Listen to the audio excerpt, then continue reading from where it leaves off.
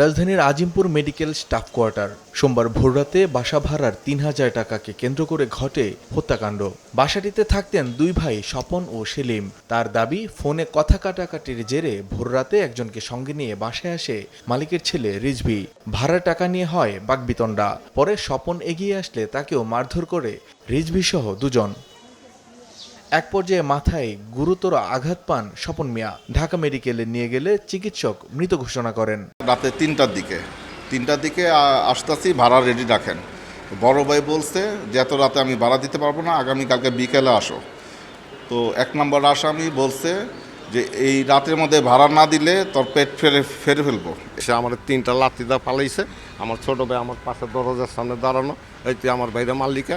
কথা বলার সাথে সাথে তাই না, এখান থেকে সিঁড়ির সামনে মাঠের মধ্যে নিয়ে ওরে মনে করেন 4-5টা ঘুষা দিছে। আর হাতে কি যেন ছিল, এখানে বাড়িতে সাথে সাথে স্পর্শ দিয়ে ঘুষাতে এখানে পড়ে মাথা ফেটে রক্তাক্ত অবস্থায় তারা এইখান থেকে নিয়ে তাকে হসপিটালে নিয়ে গেছে।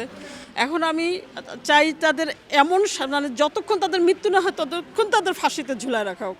সুরতহাল শেষে মরদেহ ঢাকা মেডিকেল মর্গে পাঠানো হয়। ঘটনায় অভিযুক্ত দুজনকে আটক করেছে পুলিশ। আসামিগুলো ছিল দুইজন, ওরাই আবার ঢাকা মেডিকেল কলেজে নিয়ে যায়। পরবর্তীতে ওইখানে ভিকটিমের যে অভিভাবক ছিল, ভিকটিমের যে আত্মীয় স্বজন ছিল, তারা ওদেরকে চিহ্নিত করে এবং ওদের ওইখানে ধৃত করে। এই ঘটনায় জড়িতদের দৃষ্টান্তমূলক শাস্তি দাবি করেন প্রতিবেশীরা। মানিক মোহাম্মদ ওমর, সময় সংবাদ, ঢাকা।